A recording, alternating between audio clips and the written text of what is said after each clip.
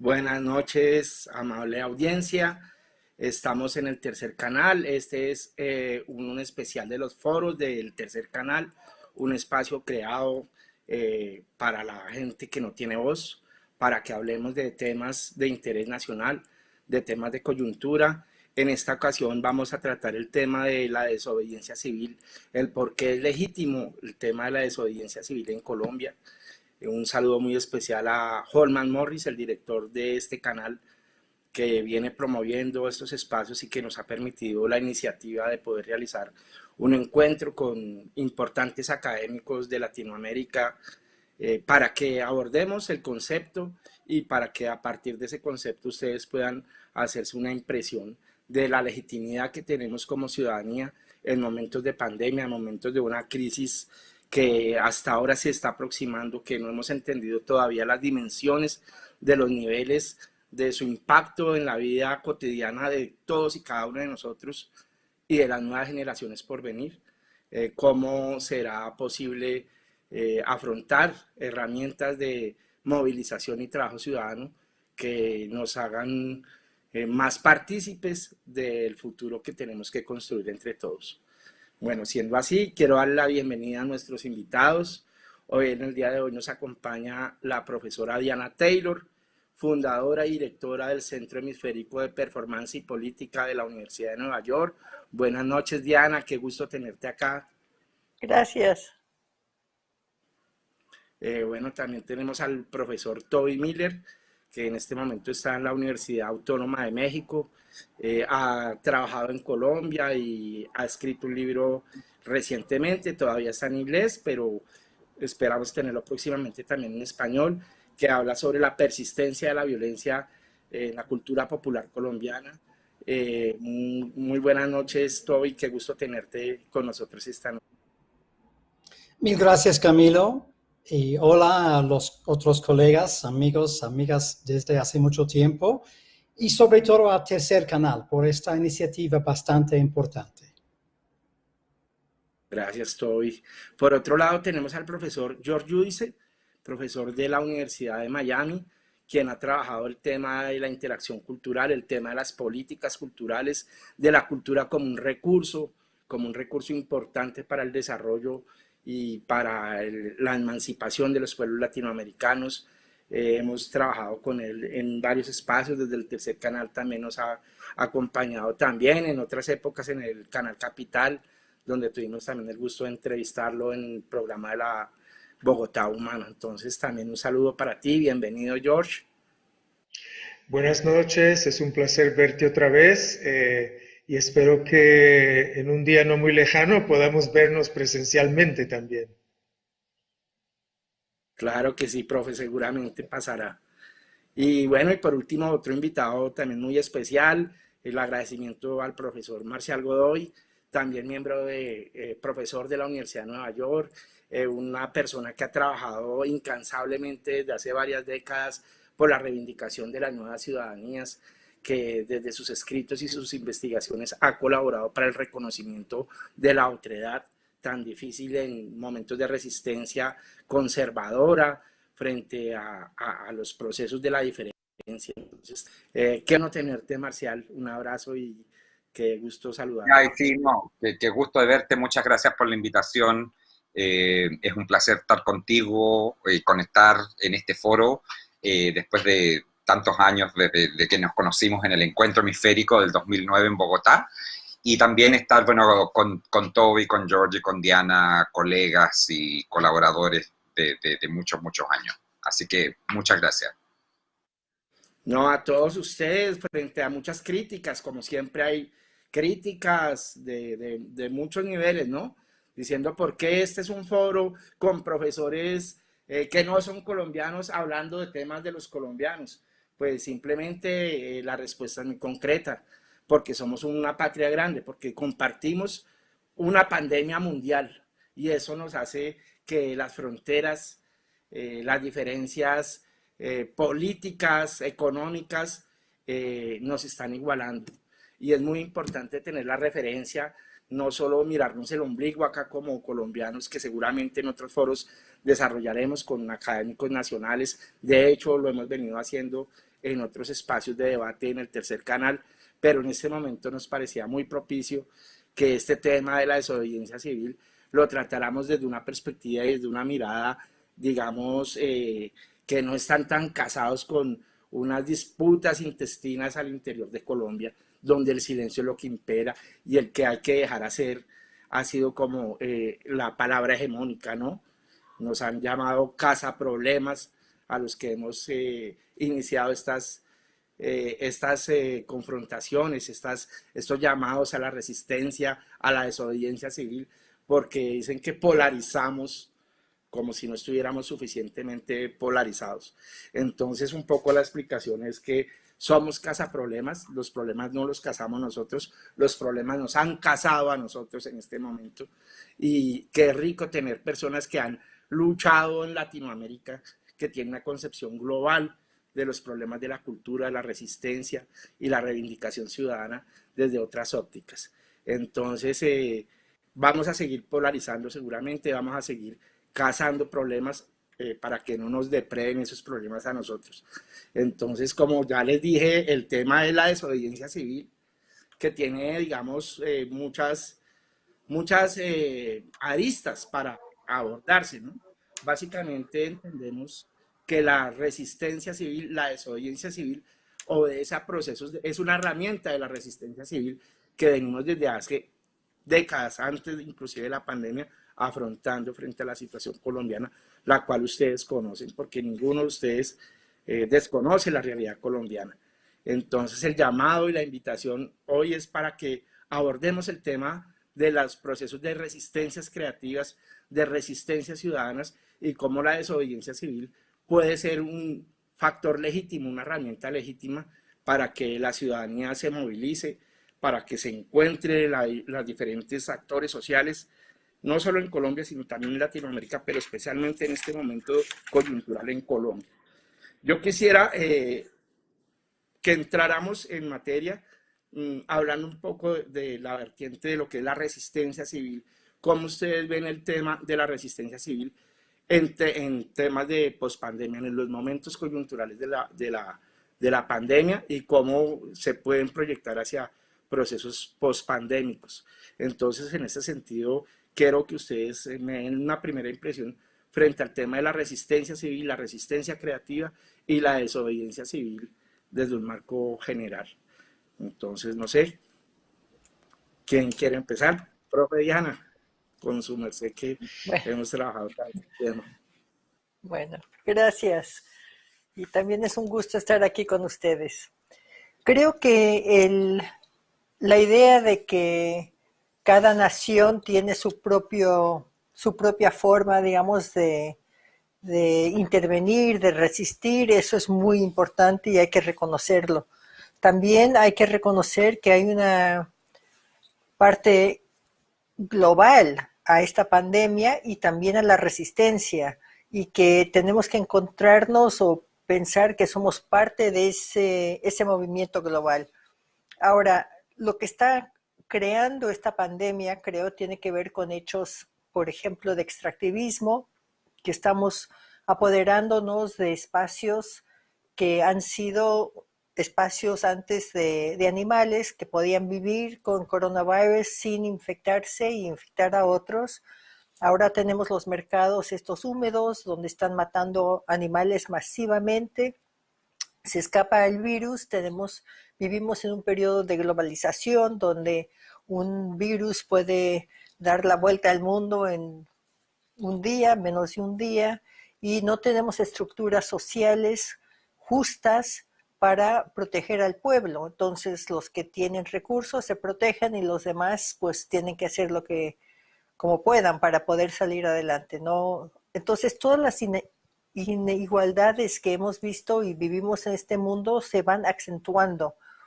El activismo, la resistencia es, yo creo, la única forma que tienen ciudadanos así comunes y corrientes para intervenir en un sistema tan corrupto y tan violento como es este capitalismo que estamos viviendo en este mundo. Así es que cada país encuentra sus formas de intervenir en sus contextos y esperemos que podamos hablar de eso un poquito más adelante, pero lo importante es ver que nosotros todos tenemos que estar en posición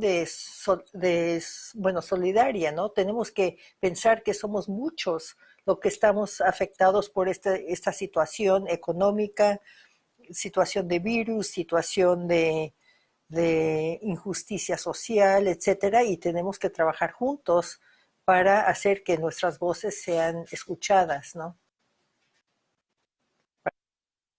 No sé, profe Toby, desde la comunicación, desde los temas de la comunicación, ¿cómo reacciona a este primer comentario? Sí, gracias y muy de acuerdo con la profesora Diana Taylor. Y lo que quisiera decir es que hay dos tendencias, dos cosas importantes para considerar.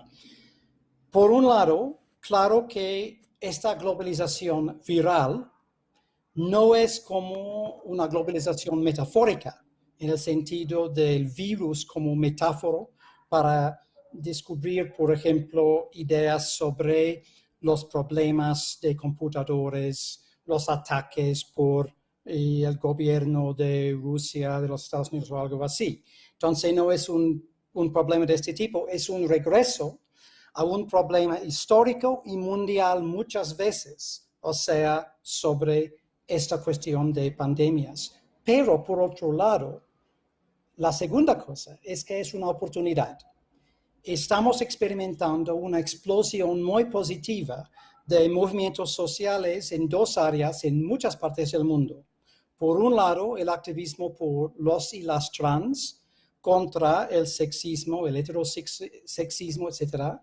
Y por otro lado, por el Black Lives Matter. Y las dos cosas importan muchísimo en el contexto colombiano. En todos los países hay la cuestión, por supuesto, de los y las trans, pero en Colombia hay esta cuestión muy importante, como en algunos países de las Américas, de las personas con herencia afro. Entonces, estoy pensando al medio de esta crisis terrible, que podría ser un poco como la crisis petrolera de energía de 73. Esta crisis de 73 fue una oportunidad para los neoliberales de ofrecer argumentos en favor de una nueva economía, una economía dirigida por cuestiones de oferta y más de demanda, de oferta y más que como intervención gubernamental. Ahorita estamos experimentando en algunos países un intento de ofrecer un ingreso garantizado al mínimo para toda la gente, o sea, un nuevo nacimiento del estado de bienestar, como después de la Segunda Guerra Mundial. O sea, estamos en una crisis, es una crisis terrible, pero con posibilidades. Ok, profe. También en ese ámbito, profesor George, que ha trabajado el tema de la interculturalidad y las tensiones culturales que se dan de presente, o sea que no es que no existieran, eran más latentes, pero se ponen muy de presente. Acá en Colombia tuvimos que ver en el caso de Bogotá como una persona trans termina muerta en la calle y no van a recogerla en plena época de pandemia, como las comunidades que más sufren el virus entró a Colombia por el aeropuerto El Dorado, se puso en algunos casos en Usaquén, en las sociedades ricas, pero no, el manejo nos dio para que ahora son los pobres y estamos a bordes de lo que llamamos un aporicidio, una muerte de los pobres. Los pobres son los primeros que van a perder, los negros, los trans, los indígenas, en las capas bajas de la sociedad, las capas más vulnerables, más marginales. ¿Cómo mira usted el tema de la interculturalidad en el manejo de la pospandemia? Bueno, yo creo que en algunos casos, no en todos, se producen movimientos de solidaridad. Por ejemplo, en Estados Unidos, en este momento, el Black Lives Matter tiene una participación de jóvenes blancos muy alta, ¿no? Si uno compara esa participación de los jóvenes blancos ahora en los años 60 movimientos de derechos civiles, verán que hay una diferencia enorme un contraste entre un movimiento mayoritariamente negro en los años 60 y uno ahora que inclusive puede que tenga más blancos que negros, reconociendo esas injusticias sociales de la sociedad. En algunas sociedades como las de Brasil se pueden dar los dos fenómenos, a la misma vez solidaridad, pero por contraste, por el tipo de asociaciones que tiene Bolsonaro con sectores tradicionalmente justicieros, también hay un recrudecimiento, ¿no?, de características genocidas que se dan en la sociedad. Yo diría probablemente, yo no conozco suficientemente bien el caso colombiano como conozco el brasileño para decir que esas tendencias que ya están en la sociedad colombiana, que sabemos que hay mucha violencia, muchos asesinatos de líderes sociales, ¿no? Líderes afrodescendientes, indígenas. Creo que hace muy poco, ayer o anteayer, mataron otro, ¿no? Es decir, que estos movimientos, la oportunidad de que hablaba Toby, ¿no? Es decir, no solo se muestra con la pandemia la precariedad, ¿no?, y la desigualdad que sabemos que ya existía, ¿no? Pero también se produce una oportunidad de un discurso y de una práctica que podría ser más de solidaridad, como también había dicho Diana, ¿no?, de solidaridad. Y eso tendría que no solo manifestarse, digamos, sino que luego tendría que encontrar algún respaldo institucional, ¿no?, para que vaya efectuándose. Sabemos que las instituciones, otra cosa que se ve con la pandemia, es que muchas no están preparadas en educación, en salud, etcétera, para dirigirse a esta problemática. Así que creo que una de las cosas que puede producirse a partir de las manifestaciones es un sentido de solidaridad. Pero a la misma vez, algunas sociedades, ¿no?, no solo la colombiana, la brasileña, también la estadounidense, se ven una sociedad muy polarizada, ¿no? Yo sé que he hablado con amigos para prepararme para este foro, hablé con varios amigos colombianos, ¿no? Y además en toda la literatura sociológica de Colombia se habla de la polaridad, de esa polarización, ¿no? Entonces, uno de los fenómenos es que las manifestaciones también pueden generar anti-manifestaciones, como en Estados Unidos, los blancos armados saliendo a oponerse a Black Lives Matter, y también en Brasil, ¿no? No a Black Lives Matter, pero a movimientos, digamos, en las favelas o contra indígenas. Así que el trabajo intercultural de solidaridad no se da así como por milagro, sino que tiene que trabajarse y no es una tarea tan fácil. Muy bien, doctor Marcial, de origen chileno, y compartimos con Chile, con Brasil y con Colombia. Tenemos una triada con Trump, obviamente, ya cuatro, que han calcado el mismo momento que, como decía la profesora, han generado unas sociedades que no tienen la capacidad institucional ni tienen las herramientas sociales para afrontar una crisis pandémica. Y como decía el profe Toby, existen unas situaciones desfavorables, muy desfavorables, de imposición del mercado, donde el mercado es el que nos renta y la calidad humana y el sentido humano no están marcando los derroteros de los gobiernos actuales. ¿Cómo observa usted este tema de la disfunción, digamos, de los problemas institucionales y la marginalidad social? Mira, a mí me gustaría empezar saludando el paro nacional del 19 de noviembre en Colombia. Es algo que ocurre, la revuelta chilena se inicia el 18 de octubre, es algo expansivo, o sea, de una escala, o sea, que desborda absolutamente todo lo posible e imaginado de una revuelta social, tanto para el poder como para las mismas fuerzas chilenas. Y el paro del 19 de noviembre en Colombia, que viene ya de una acumulación de resistencias, o sea, ya de movimientos que vienen luchando y vienen organizándose sectorialmente en torno a luchas específicas, en contra de la violencia paramilitar, en contra de la impunidad, en contra del neoliberalismo ya salvaje, tardío y decadente, en unas circunstancias en que ya se empieza a quebrantar el orden liberal. O sea, ya las democracias liberales se están reventando en sus propias estructuras por sus mismas contradicciones internas.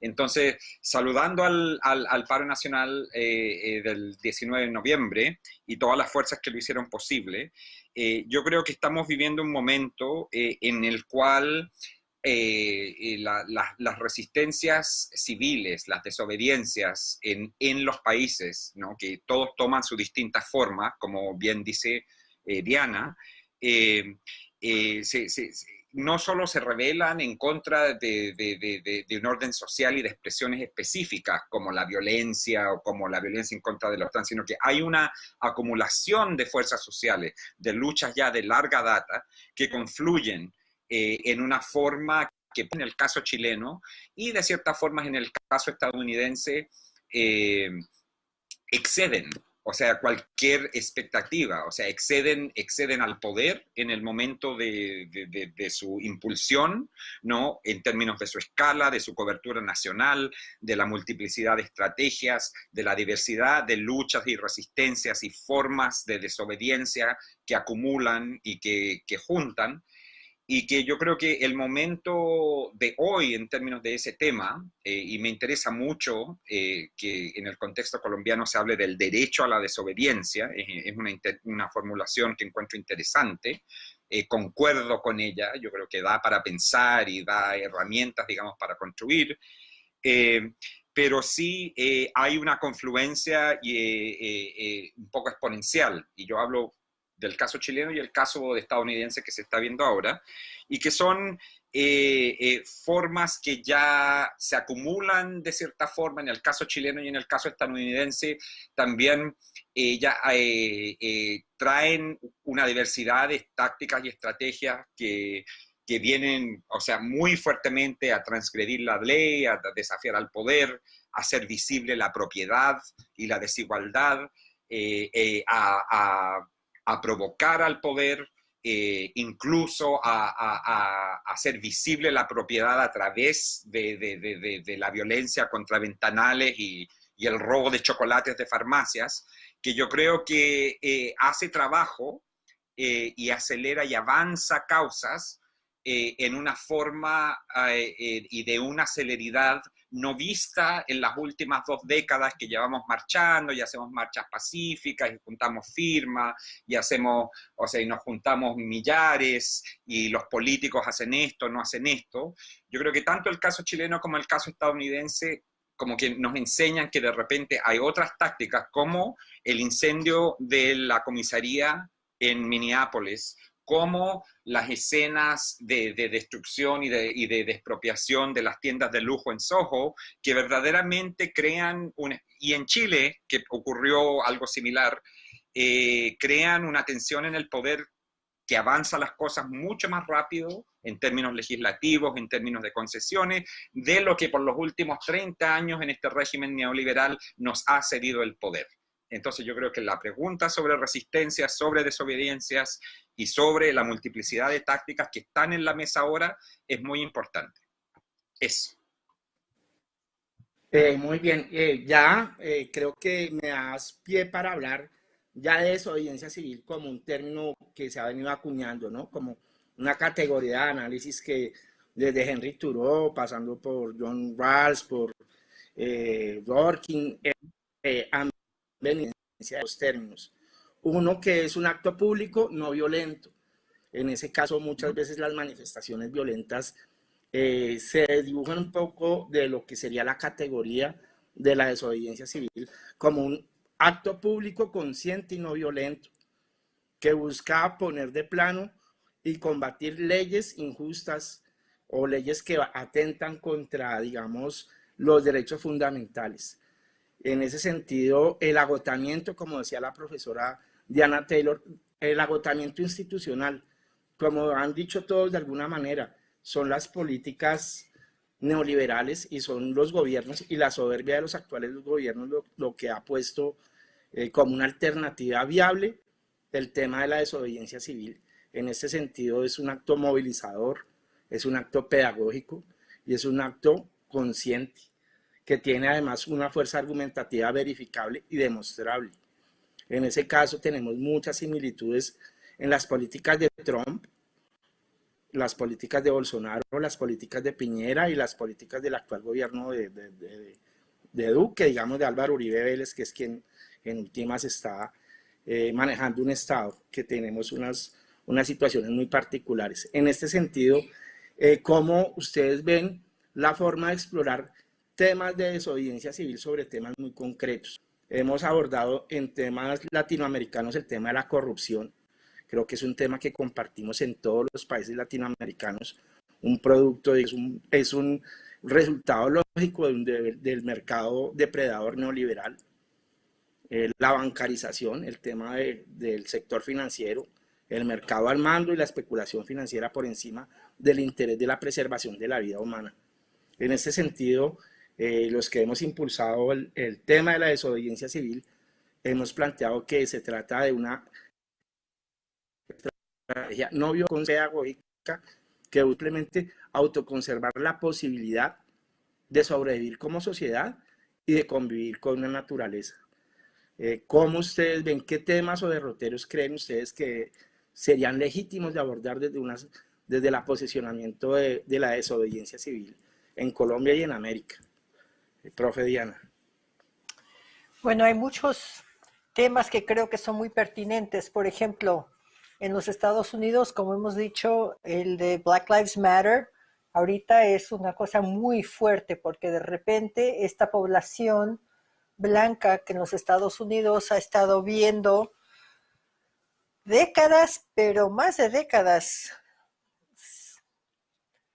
todos siglos enteros de violencia contra la población negra, sin pensar que está involucrada en esa violencia, que la violencia es de ellos, ¿no? Que ellos son los violentos, que ellos son los que rompen, como estaba diciendo Marcial, ¿no? Que a ellos se les pinta como los violentos, cuando la violencia de la esclavitud, de la discriminación, de la negación de humanidad, de derechos básicos, del derecho a votar, no fuese en sí una violencia mucho, mucho más fuerte.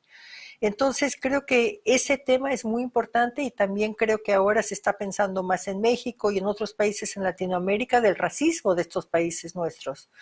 Por otra parte, tenemos todo lo que creo que es una cosa muy fuerte en Latinoamérica que tiene que ver con los feminicidios y los derechos de las mujeres en Latinoamérica, que es uno de los movimientos yo creo que más fuertes que tenemos en este momento.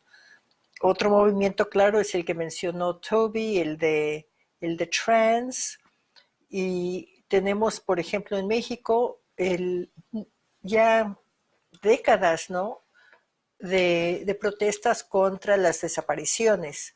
Tenemos desde el periodo de Tlatelolco en el 68 y luego ya después a los estudiantes que se llevaron después en los 70 con Rosario Ibarra.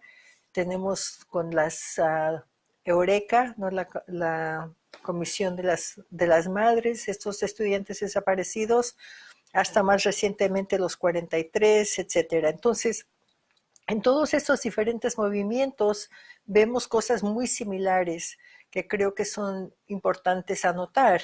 Por ejemplo, una cosa es que todas estas protestas tienen una larga trayectoria y muchas historias detrás, ¿no? Entonces, pasa algo en el 68, vuelve a pasar, digamos, en el caso de los estudiantes en México, vuelve a pasar en los 70, vuelve a pasar en diferentes formas, en los 80, etcétera, explota una vez más con el 132, somos el 132 hasta los 43, etcétera. Y cada vez que vemos esto va aumentando.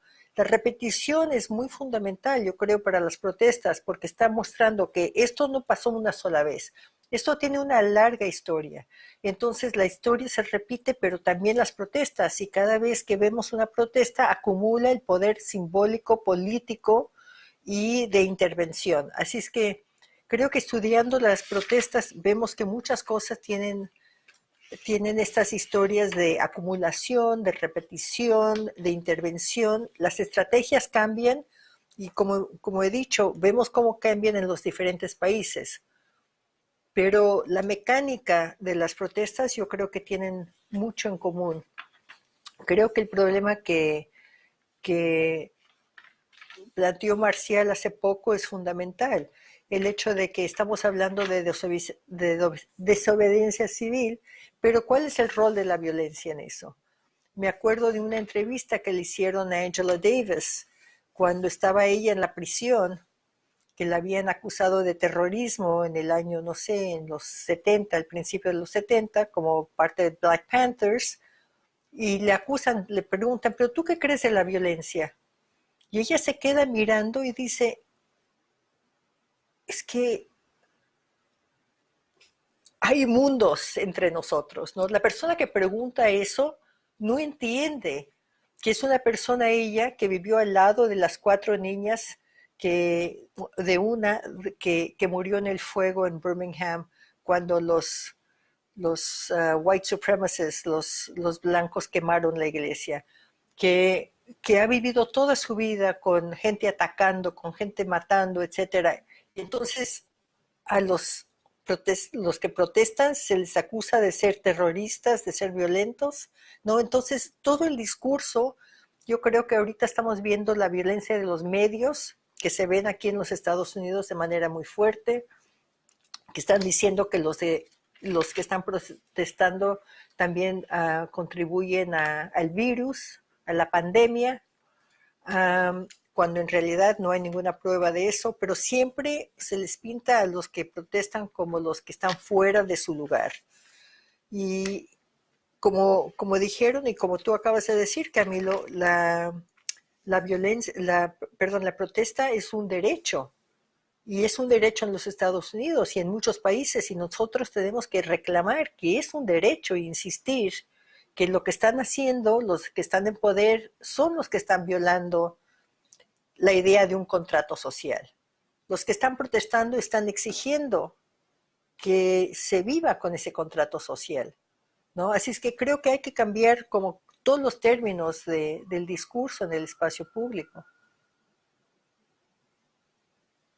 Ok, profe, yo quisiera como hacer acá una pequeña acotación. Por lo general, a los estudiosos de los estudios culturales, valga la redundancia, a los que abordamos el tema de estudios culturales, siempre nos acusan de romantizar el tema de la diferencia cultural y de estetizar la pobreza y estetizar las expresiones culturales y artísticas que surgen realmente como una respuesta a esta pobreza. Y siempre hay otro factor importante, la criminalización de la protesta social. Siempre terminan, los violentos son el muchacho que lanza una piedra, pero el violento no es el ESMAD, las fuerzas de seguridad, que vestidos como un Robocop, apalean a mujeres o niños sin discriminar para disolver una protesta social. En ese sentido, creo que es importante entender que el tema, como tú lo decías, lo decía también Toby, el tema del mercado, las diferencias sociales, las brechas sociales son importantes para entender por qué la desobediencia civil puede ser una herramienta no violenta para confrontar esta situación. No sé si ustedes sepan, en estos momentos de pandemia, el gasto que está haciendo el gobierno nacional y los gobiernos locales en el SMAT, en la compra de gases, bombas aturdidoras y fortalecimiento de tanquetas inteligentes, drones, es increíble. Es decir, cuando no hay un tanque de oxígeno no hay un ventilador, no hay una unidad de cuidados intensivos, estamos invirtiendo, en el caso de Colombia, millonadas de pesos en estos dispositivos del SMART y de las fuerzas para controlar las manifestaciones y también para infiltrar el tema. Por esto es tan importante entender que desde los estudios culturales entendemos que el tema de clases sociales no se diluye en el entendimiento de las estéticas y en el entendimiento de la diferencia cultural. Sigue siendo el tema de las clases sociales un tema bien importante. Entonces, en ese sentido, buscando, escudriñando los mecanismos de desobediencia civil que no apelen a la violencia o que eviten la violencia como el dispositivo, la herramienta fundamental de protesta. ¿Qué ven ustedes en el tema de la salud, el trabajo, la educación, que puedan ser interesantes de explorar como temas de desobediencia civil legítimos? Profe Toby. Gracias por esta serie de preguntas claves y tengo 3 respuestas o ejemplos. Y George y yo somos los viejos de esta mesa redonda, ¿no? Y recordamos en los 60 el cómico, el cantante, el matemático Tom Lehrer de los Estados Unidos. Y Tom Lehrer dijo durante esta época de resistencia, una vez, nosotros no estamos ganando en las protestas, pero tenemos todas las canciones excelentes. Y es interesante en el contexto de la contribución de Walter Benjamin en los 30, los 40 en Alemania, sobre el problema cuando la resistencia está dedicada totalmente al espectacular, a lo espectáculo, y donde no estamos haciendo también el otro trabajo, también duro, dentro, digamos, las oficinas. Y quisiera ofrecer 2 ejemplos para terminar esta contribución en este momento. La primera contribución es de las feministas aquí en México, pero es igual en Chile, por ejemplo, en donde muchas ONGs del tercer sector, organizaciones no gubernamentales feministas, están ofreciendo estadísticas alternativas a las de las cifras gubernamentales sobre feminicidios, que ya mencionó la profesora Diana Taylor.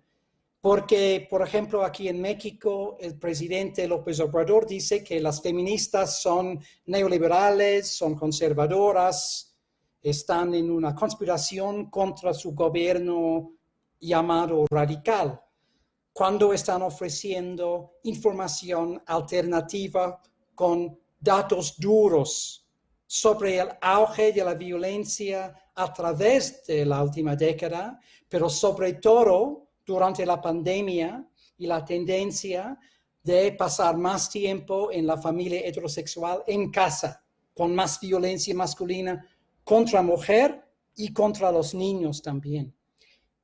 Y mi tercera contribución sería sobre la resistencia por las enfermeras y los doctores en Colombia, ¿no? Porque por un lado tenemos en Colombia un sistema de salud pública bastante neoliberal. Es el ejemplo ideal para el Fondo Monetario Internacional, el Banco Mundial y la Organización Mundial de Salud para todas las Américas, la área de la desregulación y la creación de competencia, ¿no? En los últimos 25 años. Y es un desastre. Es un desastre antes de la pandemia y un desastre durante la pandemia. Y hay resistencia. Hay resistencia ciudadana por parte de muchos intentos en las cortes legales de obtener, ¿no?, sus derechos civiles, sus derechos no solo culturales, pero, ¿no?, de como la vida. Y ahorita tenemos resistencia por parte de las enfermeras, por parte de los médicos, contra el intento del gobierno nacional de decir, todo está bien, pero tenemos problemas con, ¿no?, los hospitales, con los trabajadores, las trabajadoras en los hospitales, que es una mentira terrible.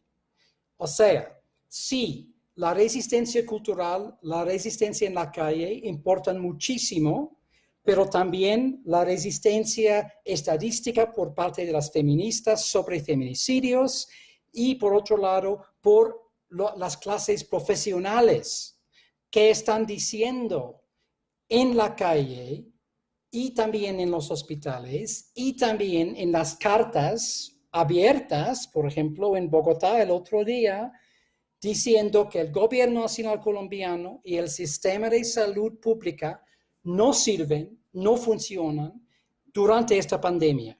Y es por esta tendencia a través de la sociedad colombiana que tengo esperanza. Muy bien, yo quisiera precisar de nuevo el tema de la situación de clase. Los feminicidios son un fenómeno desde México, la violencia intrafamiliar, la sociedad patriarcal es un problema que se ha venido minando. Pero también nos viene la idea que en el caso de Colombia, que tenemos la primera mujer vicepresidenta, tenemos la primera mujer alcaldesa, y pues tuvimos a Condoleezza Rice en Estados Unidos apoyando la invasión a Irak, y etcétera, etcétera. Muchas veces el tema se confunde porque se nos olvida que están muriendo las mujeres y las niñas, pero están muriendo las mujeres y las niñas pobres en los barrios, en las comunidades indígenas. No sé si se enteraron de la violación de una niña de una comunidad en Vera por 7 soldados durante 2 días. Y los jueces de la República, los fiscales, dicen que es un abuso sexual, no un acto violento, no un acto violento de violación sistemática y secuestro, sino es un simple tema de abuso. Y las extremas derechas dicen que es que las niñas indígenas gustan mucho de los uniformes, entonces que debió haber alguna suerte de reconocimiento. Este caso que se vuelve público y que en la sociedad se habla de la niña en Vera, pero ni siquiera le hemos puesto el nombre, la gente no sabe cómo se llamaba esa niña en Vera, ha puesto al descubierto que hay centenares de casos de violación por parte del ejército de niñas indígenas. Las violaciones, los problemas intrafamiliares en los hogares pobres, que también conllevan un tema de necesidad económica. Y la precarización de los empleados de la salud, que están bajo un régimen de empresas prestadoras de servicio que ven en la salud un negocio y no un derecho fundamental a preservar. En ese contexto, y entendiendo que es a los pobres y a las mujeres pobres, a los niños pobres, a los jóvenes de los barrios a las que se les niega la educación y nunca hay plata para eso, ¿cómo pensar estas tensiones de la diferencia cultural en clave también de situación socioeconómica? Porque acá no hay plata nunca hay plata para un cupo universitario, pero hay plata para comprar armamentos, tanquetas. Tenemos más gente, más presos en las cárceles que porciones de alimento caliente para los niños. Tenemos más cuarteles que universidades. En ese sentido, ¿qué elementos consideran que pueden apoyarse o podrían legitimar un proceso de desobediencia civil en el campo laboral, en el campo de la salud, en el campo educativo? Por poner un ejemplo. Profe George. Bueno, yo creo que... sí, ¿me oyes? ¿Me oye? Sí, sí. ¿Sí? Sí. Bueno, yo creo que sí, que en todos esos campos, la desobediencia, ¿no? La resistencia a ese tipo de detención del poder, ¿no? Es fundamental. A la misma vez, creo que hay que reconocer que esa compra de tanques, de armas, etcétera, para reprimir a las manifestaciones, para mantener a los pobres y a las clases obreras en su lugar, tiene que ver con el poder de los caudillos de Colombia, que no ha desaparecido. Uribe es un caudillo regional, ¿no? Que logró llegar a la presidencia. Es decir, pero estamos hablando de que los poderes económicos no quieren soltar ese poder y se alían con otros sectores conservadores, socialmente conservadores, ¿no? Eso se ve en muchas partes del mundo, en Europa, con Polonia, Hungría, en Brasil con Bolsonaro, ¿no? Es decir, hay esa... Entonces, yo creo que las reivindicaciones que vienen desde esas diferencias, para las cuales no hay o no distribuyen los recursos para las personas pobres, negros, indígenas, etcétera, también hay que reconocer quiénes detentan ese poder y quiénes están resistiendo desde la riqueza. Eso. Yo estaba mirando una cifra, que este es no solo un caso colombiano. La cifra es que en 2019, 500 ricos del mundo, los más ricos, aumentaron su riqueza por 1,2 billones, o trillions en inglés. Para darles una idea, esa es exactamente la economía, el PIB de México, la 15ª economía del mundo. Es decir, que 500 personas tienen la riqueza, aumentaron su riqueza, tienen más que la riqueza de México, aumentaron su riqueza por el PIB de México. Es decir, y el sistema neoliberal bajo el cual vivimos desde los años 70 ha hecho posible esto, ¿no? En el caso de Colombia no se trata solo de neoliberalismo, se trata de caudillos regionales, terratenientes, etcétera, que vienen detentando ese poder y no lo sueltan, ¿no? Entonces, yo no creo es decir, hay que encontrar la manera de poner, yo creo que se ha hecho muy visible en Colombia. Entonces, la cuestión es cómo es que desde estas manifestaciones se lograría hacer un cambio, ¿no? ¿Y cómo sería ese cambio? A partir de, si ustedes piensan en todas las manifestaciones que ha habido recientemente desde el 2011, ¿verdad? Con la primavera árabe, los indignados, etcétera, ¿podría decirse acaso que el movimiento más exitoso ha sido el de Podemos, que viene del 15M, ¿no? Que se constituyó en partido? Aquí lo interesante es que gran parte de estas manifestaciones no provienen de origen partidaria, ¿no? Hay largas tradiciones de agravios, pero los jóvenes que están en la calle no son necesariamente de partido, ¿no? Que era como la situación del 15M. Pero, es decir, yo lo que veo aquí es para que haya un cambio, tiene que haber una nueva manera de administrar los estados, porque la combinación de democracia y capitalismo que hemos tenido nos han llevado a esto, ¿no? Es decir, la misma forma de democracia que existe es un fallo, ha fallado, ¿no? Por su correlación con un capitalismo económico, pero también mediático, ¿no? Como ya se había dicho aquí, ¿no? Es decir, esa combinación hace inamovible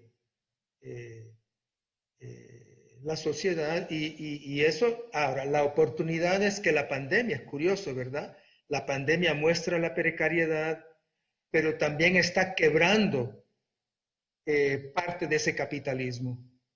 Entonces, es el momento de oportunidad para ensayar nuevas formas de gobierno, ¿no? Es decir, porque ya se ve que esto que hemos tenido no funciona, ¿no? Entonces, yo creo que ahora, el trabajo de diseñar esas nuevas formas de gobierno es lo que está en ciernes, ¿no? No hay un blueprint, no hay un plano ya hecho de eso.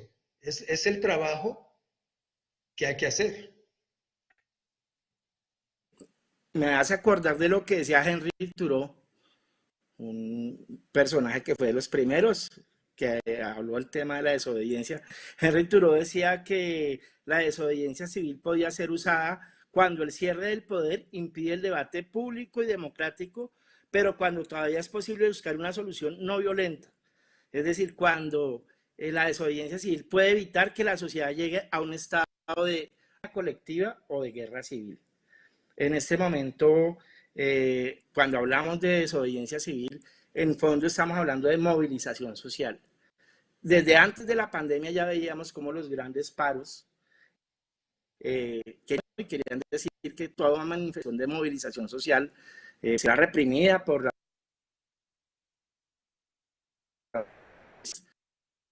eh, por el andén, por las aceras, por las banquetas, no sé, y no podíamos parar el transporte masivo, mejor dicho, la movilización social aséptica e incolora. Cuando decimos confrontar estas formas de poder que nos gobiernan y que llevan a la inequidad, implica una movilización social y una confrontación con un estado de cosas. Profe Marcial, ¿usted cómo ve las posibilidades? Porque ahora nos dicen no podemos movilizarnos porque hay pandemia, pero antes nos decían porque éramos violentos, pero siempre va a haber alguna forma de decir que generar la protesta fuera como una cosa romántica y que no confrontara al verdadero poder y no nos ayudara a cambiar el estado de cosas y los gobernantes que están mal. ¿Cómo ve las perspectivas de la movilización y de la desobediencia civil para los procesos de lucha contra la corrupción, la diferencia, la igualdad y los temas de precariedad económica tan terribles en nuestros países, profesor Marcial? Mira, a mí me gustaría, yo creo que de nada nos sirve colapsar y borrar toda frontera entre la resistencia, la manifestación de un agravio y la desobediencia civil. O sea, la diferencia en su tradición, en la tradición que proviene de Thoreau, que pasa por Gandhi, que pasa por, o sea, por esa gran tradición, la desobediencia civil significa algo bien específico, que es una cierta confrontación al poder y un paso hacia a quebrantar y el desafiar el orden legal policial que tiene unas consecuencias. Eso como táctica, como espacio como de lucha y de creatividad, yo creo que es importante mantener cierta distinción entre eso y toda la otra protesta. Entonces, cuando tú dices que la desobediencia civil en el sector de salud, en esto, yo creo que confundir todo eso y no delimitar tácticas y estrategias y no darle el espacio a la desobediencia civil en particular que tiene y que tiene su tradición y que es esa imagen no, de Gandhi liderando esas líneas, enfrentándose al poder y que las abatían y que se subía a otra línea y que se subía a otra línea hasta el cansancio, ¿no? O las formas que se dio aquí en Estados Unidos, o las formas que han tenido en otros lugares.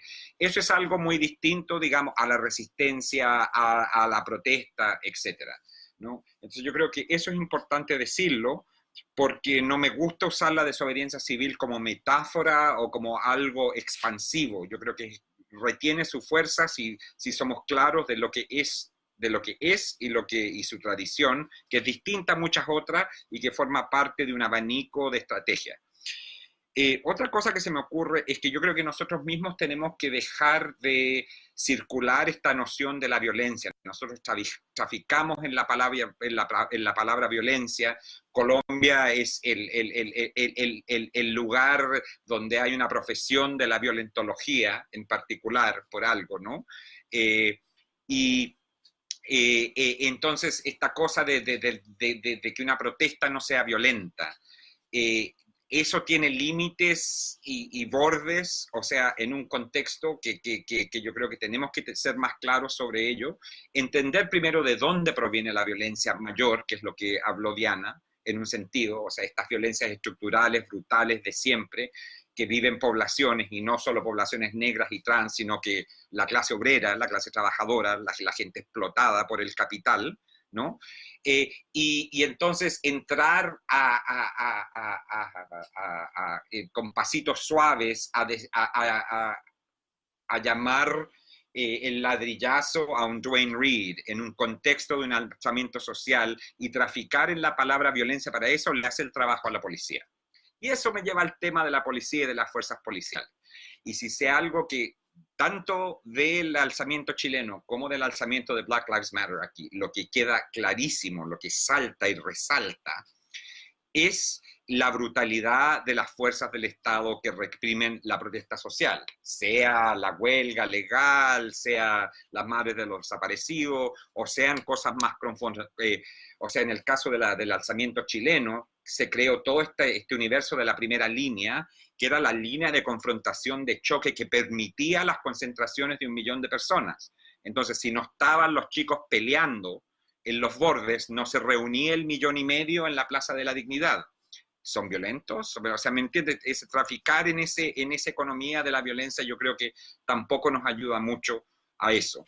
Pero volviendo al tema, o sea, de las fuerzas policiales y de las fuerzas represoras del Estado, o sea, o sea, o sea, en Chile ya sabemos, hace mucho tiempo, si uno ha estado poniendo la atención en la Araucanía, en la ocupación de fuerzas militarizadas de la policía en las zonas mapuches y la represión en el sur, ahí se arma esto que con el alzamiento social se nacionaliza, y es de una brutalidad y de un armamento y de una autonomía y de una sedición a los principios de una república o sea, que en Chile en este caso ya se muestra irreformable.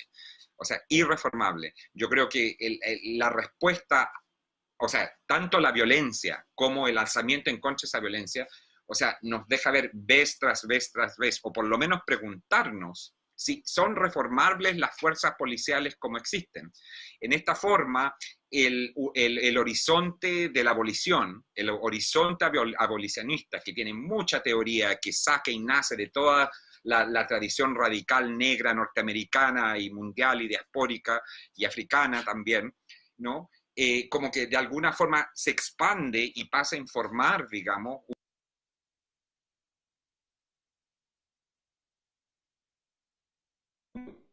reformables. Y esa es una pregunta que ahora nos podemos hacer tanto en Estados Unidos, en una forma más amplia, como nombraba Diana, o sea, esta masificación del movimiento, como en el contexto chileno. Por lo menos hacernos la pregunta. Yo personalmente creo que Carabineros de Chile tiene que ser disuelto, abolido. Si al día siguiente tenemos que imaginarnos qué hacemos con los temas, lo enfrentamos, pero esa institución no tiene vuelta.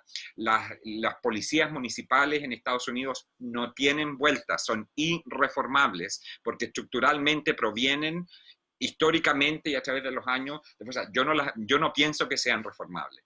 Entonces, las resistencias y las desobediencias, y mantengámoslas juntas y separadas, yo creo que vienen de cómo enfrentamos estos desafíos, sí, podemos decir de financiar, podemos decir, o sea, pero ya está tan demostrado en Estados Unidos que la reforma de las policías, que community policing, que todas estas cosas ya se han hecho 1000 veces y no han funcionado. Entonces tenemos que ir más allá de la reforma y de alguna forma la violencia hacia la propiedad de una cadena de farmacias que nos permita, digamos, crear un escenario en el cual estas demandas avanzan más rápido en 2 meses de lo que han avanzado en 30 años de marchas silenciosas y políticos elegidos. Entonces yo creo que tenemos que pensar en eso. Y la desobediencia civil es central porque es el momento desde la línea, de una confrontación, se llama, y que no violenta, ¿no? Pero eso no nos debe confundirnos para traficar en la violencia en ese sentido más amplio. Y que sí, y se da, y que son momentos claves y de conflicto que son muy importantes y yo creo que avanzan las luchas en una forma que la resistencia permitida no lo hace. Y entonces, tanto en Chile como acá, en este año se han puesto esas cosas en la mesa en una forma en que no estaban y que hace este momento muy distinto a los otros momentos de los movimientos y todo, porque los acumulan a todos, pero de una forma que los inflexiona y los radicaliza en escala y en intención y en horizonte utópico, y yo creo que eso es muy importante. Escuchándolos, creo que nos quedamos cortos en el título del foro. La pregunta no sería si la desobediencia civil ciudadana es legítima, sino los entiendo que solo, además de legítima, es necesaria en estos momentos. Los procesos de movilización y de organización y de confrontación con los poderes neoliberales y los mercados de la salud y los mercados de la violencia y de la represión estatal son una necesidad que se pone al orden del día. Pero entonces ya para ir concluyendo. Tú no te enfrentas con mercados. O sea, la confrontación con mercados ocurre en una confrontación con las fuerzas represivas del Estado. Entonces, la desobediencia civil nombra ese escenario, no el más abstracto. A eso iba. Sí, no, perfecto, profe. Yo me refiero a que nos quedamos cortos con el título. Ustedes sugieren la necesidad de una desobediencia civil, de una movilización, de una pedagogía de la movilización y de la reivindicación de los derechos para la simple supervivencia de las sociedades y de nuestra relación con el medio natural frente a todos los temas que tenemos del cambio climático. Acá en Colombia en estos momentos se están impulsando pilotos del fracking, estamos salvando aerolíneas, estamos diciéndole a la gente que le vamos a dar 160.000 pesos como y acá en Bogotá se ha dicho de frente, renta básica vital, renta básica 160.000 pesos que no tiene sentido ni tiene posibilidad de hacer. Entonces el tema de la movilización social y la reivindicación de derechos fundamentales es una necesidad del orden del día. Ustedes son optimistas, pesimistas, en el buen sentido de la palabra, ¿no? Ahí, en este momento, acá nos dividimos entre los optimistas y los pesimistas. Los pesimistas dicen que no podemos caer más bajo y los optimistas decimos que sí podemos caer más bajo si no hay una suerte de movilización social.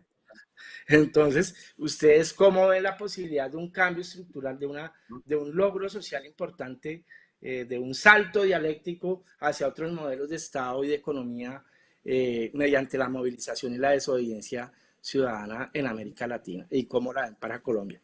Profe Diana. Bueno, depende del día si soy optimista o pesimista, ¿no? Aquí en los Estados Unidos es muy difícil ser optimista, pero bueno, se hace la lucha. Yo creo que sí se puede salir de esto, pero yo lo que diría sería un paro global de la gente que no puede salir adelante en este sistema, que no, porque el hecho es que no se puede sobrevivir. Un paro social donde la gente deje de trabajar, a mí se me hace la única forma, porque claro, se arriesga mucho, porque hay mucha gente que no tiene ni para comer, pero la gente, por ejemplo, que aquí en los Estados Unidos trabaja en la oficina, por ejemplo, de Amazon, para distribuir los paquetes que la gente que tiene plata puede pedir, le pagan salario mínimo, no tienen descanso, no tienen ninguna atención médica, y trabajan bajo las condiciones más precarias y más peligrosas. Entonces, si la opción es morir haciendo ese trabajo, y yo creo que muchos trabajadores podrían estar en esta misma situación, si la opción es morir trabajando y trabajando por tan poco que no hay manera de salir de la pobreza, o si realmente apostar a un paro para que haya un cambio social tan radical, una reformación, pero profunda, que no sea nomás una reforma así como cosmética. Entonces, yo creo que sí hay manera, pero es muy arriesgado porque la gente se está matando por tan poco. No sé, yo creo que es fácil decir tal vez, pero se me hace que es una opción válida, pero para eso tendríamos que ser muy solidarios todos, ayudarnos todos, la gente que tiene, compartir, la gente que puede con algo que ayude, etcétera, ¿no? Tendría que ser un acuerdo ya de toda la gente que sabe que no podemos sobrevivir en este sistema. Esa sería Hay una palabra que se usa mucho en el léxico, en el lenguaje de los medios de comunicación. Hablan de las ayudas del Estado. Entonces dicen, no, que el Estado va a ayudar, que llegan las ayudas del Estado. Esa palabra me parece terrible. La vicepresidenta se atrevió a decir, no podíamos ser atenidos a que el Estado solucionara los temas. Pasar de entender que es que el Estado no garantiza servicios, sino provee derechos. Y la desobediencia civil tiene como base entender que No estamos pidiendo que el Estado nos ayude, que cumpla su papel de garante, que como dice el profesor Toby, sea un estado de bienestar y un estado que Sí, simplemente es el organizador de los grandes negocios, de los grandes mercaderes y de los grandes empresarios. Como sí, la desobediencia civil es un tema que tiene que ver con reivindicar los derechos frente a leyes que nos niegan los derechos.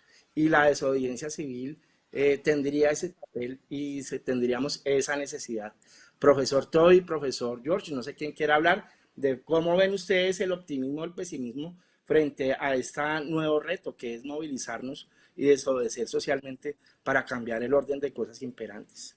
¿Cómo lo ven y cómo ven el tema particular de la solidaridad global latinoamericana para lograr salir de esta pandemia con algún futuro? No sé, profesor George, profesor Bueno, Toby, le entro al tema. profe George. Sí, bueno, yo creo que sí, el problema es que hay unos intereses económicos fuertes que eso es lo que hay que, de alguna manera, atacar, es decir, no en el sentido militar, sino, es decir, que detrás del Estado, en América Latina, en Estados Unidos también están esos intereses que no están largando, es decir, están protegiéndose, ¿no? Ha habido muchos casos de cómo ha habido esos intereses que intentan seguir rentabilizando sus posiciones en esta condición de la pandemia. Y la cuestión, como estaba diciendo Diana, estaba hablando más bien de una solidaridad global. Yo creo que el problema también es que las conexiones, las redes de capital global están en juego.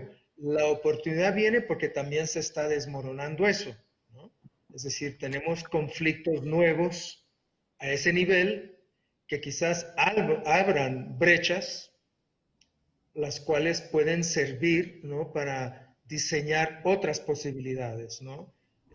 Un ejemplo es, por ejemplo, el debilitamiento de Estados Unidos en su capacidad de tratar de controlar cuestiones de comercio y capital a nivel mundial, ¿no? Eso puede abrir posibilidades, maniobras de acción en otros lugares. Pero claro, ahí está la relación que tienen los que detentan la economía de los países, como dijo Toby, ¿no?, que están muy insertados en esas organizaciones multilaterales como el Banco Mundial, FMI, etcétera, ¿no?, que es los que están determinando cuál es la economía de los países.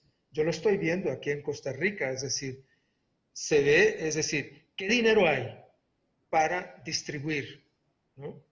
Y entonces se empiezan a decir, bueno, si se sigue con este plan, se va a llegar a superar el 12% del PIB, una caída del 12% del PIB debido a esta distribución de fondos. Y el problema entonces no solo es lo que uno puede manifestar en un país particular, sino que tiene que hacerse en muchos, porque hay un sistema mundial, ¿no? Hay que deslegitimar totalmente al Banco Mundial, al Fondo Monetario Internacional y a organizaciones como la OEA, ¿no?, que básicamente legitiman el poder de esas instituciones multilaterales. Entonces, si hubiera el tipo de manifestación, ¿no?, que se vio en Chile, en Colombia, en otros países, ¿no?, que se está viendo en Estados Unidos, es decir, como una suerte de conflagración, ¿verdad?, alrededor del mundo, y que se apunte a esas instituciones que siguen siendo legítimas, por ejemplo, en Estados Unidos, para los demócratas, para el Biden que quizás sea elegido, esas instituciones siguen siendo las legítimas, ¿no? Es decir, no importa que sea demócrata o republicano, hay que haber un cambio drástico, ¿no? En eso. Y eso no se va a producir si no hay una oposición y si no hay discursos que convencen de que los problemas que tenemos provienen de esa imbricación entre ese entorno global y lo que está aconteciendo. ¿Por qué es que los programas de salud son tan malos? ¿No? No solo porque los que los diseñan internamente los construyen malos, sino porque se les dice que hay que privatizar los sistemas de salud, de las pensiones, etcétera. Y entonces eso es lo que viene produciendo desde los años 70, desde el 73 en Chile, ¿no? Estos problemas. Entonces yo creo que más bien necesitamos, por eso fue muy, animó mucho ver que Black Lives Matter empezó a hacerse alrededor del mundo, ¿no? Inspiró en Francia, en Inglaterra, en Brasil, en muchos otros países, movimientos que ponen en cuestión. Lo interesante de estos movimientos es que empiezan por un asunto, que puede ser como Black Lives Matter, o como puede ser por el aumento de la tarifa de tránsito en Chile, o en junio de 2013 en Brasil se aumentó la tarifa del bus, se armó eso y a ese asunto se añadió la falta de derechos de todo tipo, ¿no? Entonces yo creo que estas manifestaciones tienen que seguir dándose y combinando una serie de agravios en estas cuestiones de, como dijo Marcial, de desobediencia, ¿no? Civil. Porque eso es lo que llama la atención y que abre el espacio público cerrado. Miren ahora, es decir, hace un pocos años yo habría dicho, CNN sigue siendo la empresa neoliberal de medios, etcétera, pero ahora tenemos a los periodistas de CNN diciendo Black Lives Matter es importante, etcétera. Es decir, yo creo que es un aprovechamiento que está haciendo el medio para mantenerse popular, pero no obstante se le ha insertado a un medio como CNN el discurso de que tiene que haber un cambio, se les tiene que desfinanciar los cuerpos policiales, etcétera, ¿no? Y eso no se hubiera dado. ¿Quién hubiera pensado hace un año que alguien como de CNN diría hay que desfinanciar las fuerzas policiales? A mí no se me habría ocurrido, ¿no? Entonces, sin esos movimientos no habría ese discurso. Muy interesante esto del sistema mundo, ¿no? Es un sistema global, es un sistema mundo y yo creo que le pasa a un joven en el metro de Nueva York, en Barranquilla, en Santiago de Chile o en el Transmilenio en Bogotá. Antes de la pandemia uno veía el PIB va a crecer 5 puntos este año y ahora en la misma situación en pandemia el PIB va a bajar 5 puntos este año. Es la misma situación. Esto está demostrando que es la economía la que necesita de nosotros. Nosotros no necesitamos de esa economía. Esa economía es nuestra enfermedad. Entonces, pero creo que hay un rasgo de positivismo en su apreciación también bien importante. Profesor Toby, ya vamos concluyendo este debate muy interesante y creemos que sería importante oírlos. ¿Cómo ven la perspectiva de la movilización, de la desobediencia? ¿Y son positivos, son negativos? ¿Tenemos esperanza? Profesor Toby. Y cerramos. Jefe Camilo, como marxista vulgar, soy pesimista. Como profe de estudios culturales, profeta de esperanza, de un futuro diferente y mejor. Quisiera ofrecer un punto teórico y 4 puntos colombianos, muy cortos. El punto teórico es que si estamos leyendo la obra de Max Weber, o de Lev Tolstoy, o de Achille Mbembe, estamos leyendo teorías del Estado que dice que la característica clave estatal es el intento de tener un monopolio en el uso de violencia legítima.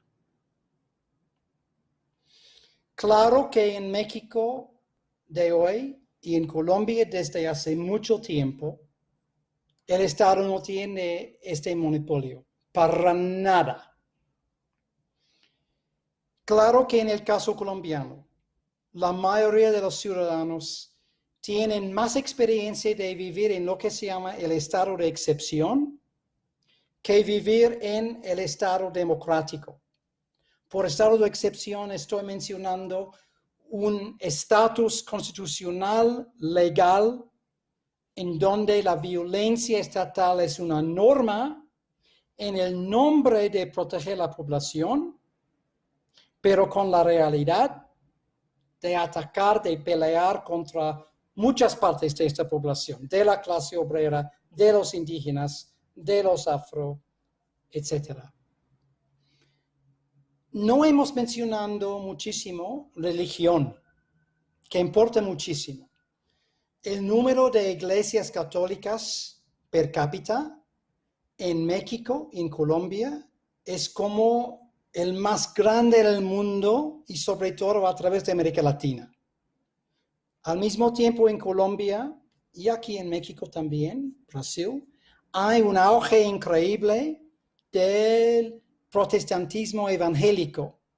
Y muchas veces este protestantismo evangélico puede combinar la élite blanca con las clases obreras. Por ejemplo, los afrocolombianos en Barranquilla son miembros de los mismos grupos en la calle manifestando contra la paz como los miembros de la élite blanca. Debemos aprender desde este ejemplo, que no me gusta para nada, en las maneras de crear alianzas a través de clases sociales y a través de las bifurcaciones, las divisiones raciales. Próxima cosa. Una cosa muy rara sobre Colombia, como ustedes saben bastante bien, es que los oligarcos políticos muchas veces son miembros de la dominación mediática del país. O sea, la mayoría de los presidentes en las últimas décadas eran periodistas o miembros de las familias con dominación mediática, ¿no? Debemos cambiar radicalmente la dominación de la oligarquía por los medios colombianos. Cosa final, la parte optimista. El río Magdalena. Creo yo que el río Magdalena, y no sé lo que es tu opinión, Camilo, tiene un espacio clave muy importante en el corazón nacional colombiano, como una fantasía, pero también como una fuente de la vida. Pero tercera cosa, como víctima del conflicto, con contaminación por parte de los guerrilleros, por parte del Estado, por parte del desarrollo capitalista. Pero ya hay una tendencia muy, muy profunda en muchas partes de Colombia de como limpiar el río Magdalena, de crear un nuevo futuro colombiano encapsulado en la idea de lavar el río, de cambiar el desastre del cambio climático en este país tan bello, tan increíble. Y esta tendencia medioambiental, que es una parte de muchos movimientos grandes y pequeños en Colombia en favor de proteger el medio ambiente, por parte de muchos indígenas, líderes sociales y otros, contra las corporaciones malas, grandes, multinacionales, legales e ilegales, es una tendencia masiva y pequeña bastante valiosa. Y esta tendencia medioambientalista pacífica es una señal de un futuro mejor. Gracias, Toby. Marcial, profe Marcial, ¿eres optimista o pesimista? ¿Cómo crees que Mira, yo soy vamos para adelante? infinitamente optimista, infinitamente pesimista, que es la forma que me salgo de la binaria, porque si entendemos la historia y la historiografía como la conocemos, que muchos de nuestros colegas las han escrito, sabemos que esa es una tensión, ¿no? No es ni una ni otra, y que todo ocurre dentro de los horizontes de esa tensión. Eh, a mí lo que me hace terriblemente pesimista es la indolencia, la intransigencia y la recalcitrancia de los dueños del capital. O sea, de que no sueltan nada, o sea, que no dan nada, y que en Chile y que en todas partes, en el momento que se les acecha, muestran su infinita capacidad de crueldad. Y esto en Colombia se sabe muy bien. La crueldad, ¿no? Como el libro de la profesora Franco. Eso. Entonces, como ahí eso me preocupa mucho, porque nunca han soltado nada, siempre se resisten y reprimen, y la violencia es la de ellos, y es sus fuerzas represivas, pero al servicio del capital, sean caudillistas, sean terratenientes, sean grandes empresarios, sean real estate developers como los que tenemos ahora, lo que sea. Al final son los dueños del capital y nunca sueltan nada. No sueltan nada, o sea, esto podría ser más fácil, ¿no? Pero no lo es, y nunca lo ha sido y nunca lo va a ser. Yo creo que por eso la gran otra cosa que yo creo que yo aprendí del alzamiento chileno, de la revuelta chilena, es de alguna forma que los movimientos en este auge y en este punto, su rol es desconstruir. O sea, no tenemos que ponernos de acuerdo sobre qué viene. Y ya, o sea, como hablando un poco de lo que decía George, o sea, de que hay que generar ideas, ya, o sea, ya las ideas están, el expertise están los liberales progresistas de elite, están los anarquistas, están los comunistas, o sea, eso, o sea, ya ideas sobran, ¿no? Ideas ya están. El problema es que nada cunde, o sea, que no avanzamos, que nos dejan y tienen toda la fuerza económica, policial y militar para detenernos y para reprimirnos. Y yo creo que por ahí la desobediencia civil juega un rol importante, porque en el momento de esa línea grafica eso, es algo que mencionó George, o sea, que lleva el conflicto, ilustra, performea el conflicto y la violencia en una forma, no quiero decir no violenta, porque eso es un poco trágico, pero bueno, no violenta en ese sentido. Cosas que me hacen optimista, profundamente optimista. El 53% de la población de Estados Unidos opinó favorablemente sobre el incendio de la comisaría número 3 de Minneapolis. Esas son las cosas que a mí me dan optimismo. El gesto que no implicó vidas, hicieron retirarse a los policías, evacuaron la cosa, y fue un gesto abolicionista sobre una propiedad, sobre un inmueble, que no tuvo ningún costo humano aparte del incendio. Que el 53% de la población de Estados Unidos haya apoyado ese gesto, a mí me da un optimismo enorme. En ese sentido, yo creo que nada o sea, lo que ha ocurrido tanto aquí con ese gesto y los que lo siguieron, o sea, y esa cosa de prender nacionalmente, y tuvo mucho que ver con eso, que es la destrucción de la propiedad, que yo no llamaría violenta.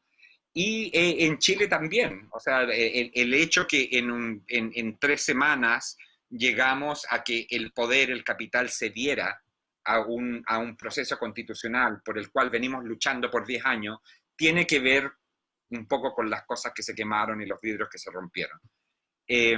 Esto tiene unos costos tremendos, la represión policial, o sea, en Chile está el tema del trauma ocular, o sea, toda esa violencia que hemos visto, en Estados Unidos también, o sea, la policía ha actuado en una forma muy, muy violenta y entonces preocupa justamente, y de ahí vuelvo al pesimismo, porque los dueños del capital no sueltan nada y están armados hasta los dientes.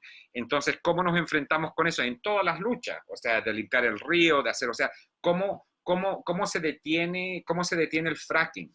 O sea, a mí cuando dijiste eso, Georgia, yo me acordé de Standing Rock, ¿no? En el momento en que el hijo de Cheryl Angel, que es un momento como que se grafica, se encadena a la máquina, ¿no? Se encadena a la máquina y eso junto con la visita de Amy Goodman y los perros que sacan los idiotas, pero el gesto de encadenarse a la retroexcavadora, que fue el hijo de Cheryl, y tú conoces a Cheryl, Diana, gatilló algo muy, muy potente, que es distinto a un empleado público sacando un letrerito porque quiere mejores condiciones de trabajo, ¿no? Y yo creo que esos gestos son enormemente importantes, no son abstractos, no son metáforas, y hoy día están jugando un rol fundamental en los alzamientos que estamos viendo y en la celeridad de las concesiones que se nos están dando. O sea, si no se quema la comisaría, ¿me entiendes? Nada de esto ocurre. El alzamiento inicial chino también. Entonces, decir que uno no puede, y ahí está el tema de la violencia o de cómo nombramos eso, o hacer visible la propiedad de esa forma. Pero yo creo que eso es muy importante y bueno, es difícil. Y todo pinta muy bien y todo pinta muy mal, pero justamente porque los dueños del capital no ceden y están armados hasta los dientes y van a defenderse hasta... Entonces, ¿qué se hace frente a eso? Yo creo que por eso ahí es importante no evacuar la noción de desobediencia civil en otras categorías, porque ahí eso es una clave que yo creo que es muy importante y muy potente en esa lucha. Eso. Bueno, ya en este momento quiero despedirlos a uno por uno y agradecerles personalmente. Voy a empezar por Diana Taylor, gran profesora, gran maestra, que tuve la oportunidad de compartir y aprender mucho contigo, y pues estas palabras pues de verdad nos dan mucha alegría. Quiero darte las gracias por participar en este foro. Espero no ser la última vez que estamos en contacto en estos espacios, y quisiera que en un minuto tú le enviaras un mensaje a las personas que, como yo y muchos otros, jóvenes, mujeres, indígenas, trabajadores de la salud, trabajadores del campo, todas esas mujeres maltratadas, ¿qué mensaje les enviarías para alentar un proceso de desobediencia civil en Colombia? Yo diría que es muy importante seguir y seguir y seguir, aunque no se vean los resultados de inmediato. Yo siempre tengo la inspiración de las madres de Plaza de Mayo en Argentina, que tienen más de 40 años y ir a reclamar y protestar. Entonces, no han vencido de un día para otro, pero es una lucha de toda la vida y tenemos que dedicarnos a esto toda la vida. Persistencia, persistencia. Muchas gracias, Diana. Toby, tu libro de Persistencia a la violencia en Colombia. Un mensaje para todos tus conocidos y tus seguidores mucho en la costa atlántica, pero un mensaje para los que queremos motivar la resistencia y la desobediencia civil en Colombia. Mira, como dice nuestro amigo Andrew Ross, cuando se está considerando el tiempo y el clima, se está experimentando cambio a través de las temporadas o algo así. O después de una tormenta cotidiana, como aquí ahorita en la Ciudad de México, o en Cartagena de Indias, muchos días, etc. Hay cambio, viene cambio. Segunda cosa, siempre se necesita esperanza. Y esperanza no por un futuro imaginado, en el mundo después, pero en el mundo material, el mundo físico, el mundo actual. Nosotros, las feministas, los indígenas, los afrodescendientes, los izquierdistas, las personas pacíficas, las personas de la clase obrera, el futuro es nuestro. Muchas gracias, Toby. Muchas gracias. Profe George, su mensaje para los desobedientes civiles de Colombia. Antes, agradeciéndole de verdad mucho su participación y sus aportes. Yo creo que ver, ¿no? Los logros que se han hecho en muchos lugares donde se ha hecho desobediencia civil, ¿no? Por ejemplo, lo que estaba diciendo Marcial de la situación de Chile, el caso de Chile, ¿no? Que llevó al gobierno a acceder a un cambio en la Constitución. Yo creo que esos tipos de logro son una inspiración para lo que decía Diana, es decir, persistir, ¿no? Porque es posible a través de eso hacer algunos logros, ¿no? Algunos son pequeños, pero otros pueden ser trascendentes como el que mencionó Marcial. Bueno, profe, muchas gracias. Cerramos contigo, Marcial.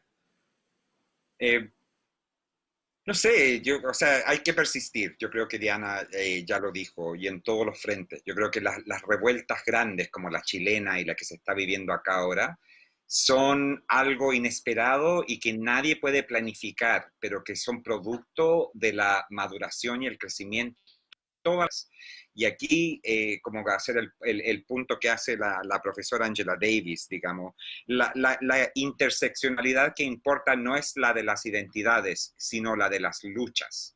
Y que entonces, la interseccionalidad de las luchas, en este sentido, es lo que lleva a estas explosiones sociales que exceden cualquier planificación, ¿no? Y que son que son las revueltas, que son los alzamientos, y que desafían al poder en una forma que el poder tiene que correr detrás de ellas, y que también nos desafían a nosotros y desafían a todas las personas que venimos participando en todos estos movimientos que se han mencionado, y sea, o sea, en cada una de las luchas, pero llegan momentos en los cuales estas como que se tornan más que su propia suma, y entran en un tipo de intersección y de fuerza que nos excede, y es para mí una fuente enorme de optimismo, y que yo creo que hay que seguir, digamos, en y persistir en todos estos frentes. Y también absolutamente de acuerdo con Toby, que sí, el futuro es nuestro o no es futuro, digamos. De acuerdo. Así que muchas gracias. Muchas gracias a ti, Marcial. Muchas gracias a todos y a toda la audiencia que han sostenido este espacio, que recibimos sus comentarios, que vamos a subir este link para que esto se viralice y estas discusiones sean una posibilidad más de construir un mundo donde quepamos todos los mundos. Esto es el tercer canal, la voz de los que no tienen voz. Quiero agradecerle muy especialmente al director de este canal, a Holman Morris, que nos permitió llevar esta iniciativa, este foro, me permitió llegar a ustedes, me permitió congregar a ustedes, queridos profesores, en un espacio de diálogo y encuentro. Seguramente vamos a cambiar y vamos a persistir. El peor pecado sería no pecar. Vamos a seguir adelante luchando por un mundo mejor. La única lucha que se pierde es la que se abandona, compañero. La única lucha que se pierde es la que se abandona.